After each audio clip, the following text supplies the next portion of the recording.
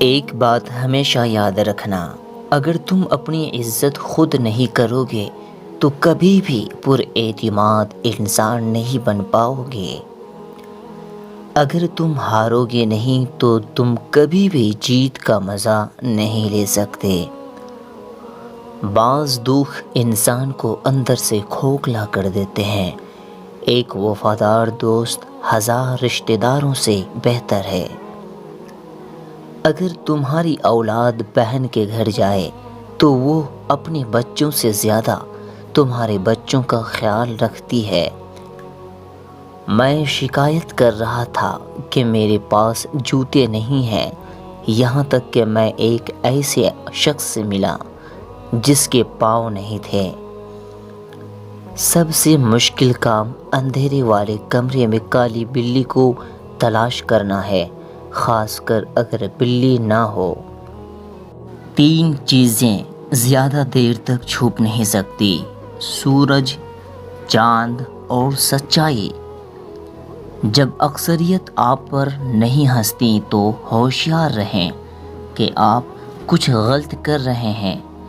جب اکثریت آپ کو بیوقوف سمجھتی ہے تبھی آپ کی عقل مند ہونے کا کچھ امکان ہوتا ہے۔ یاد رکھنا، اگر تمہاری بہنیں تمہارے گھر آنا چھوڑ دیں تو سمجھ جانا کہ تمہاری زندگی میں 2 چیزیں ختم ہو چکی ہیں۔ ایک، تمہاری زندگی میں وہ محبت ختم ہو چکی ہے جو تم اپنی بہنوں سے کرتے تھے۔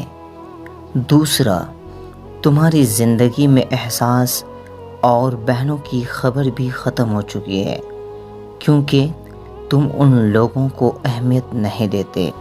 دنیا میں انسان کا اگر کوئی مخلص رشتہ ہے تو وہ بہنوں کا ہے، جس کو تمہاری اولاد کی بھی فکر ہوتی ہے۔ اچھائی کرنے کے لیے ضروری نہیں ہے کہ کسی کے ساتھ اچھا کیا جائے، بلکہ یہ بھی اچھائی ہے کہ کسی کے ساتھ برائی نہ کیا جائے۔ بڑا آدمی وہ ہوتا ہے جو اپنے پاس بیٹھے شخص کو محسوس نہ ہونے دے کہ وہ چھوٹا ہے۔ باکردار اور مضبوط لوگ شکایت نہیں، فیصلے کرتے ہیں۔ زہر جب کارگر ثابت نہیں ہوتا تو لوگ لہجوں سے مار دیتے ہیں۔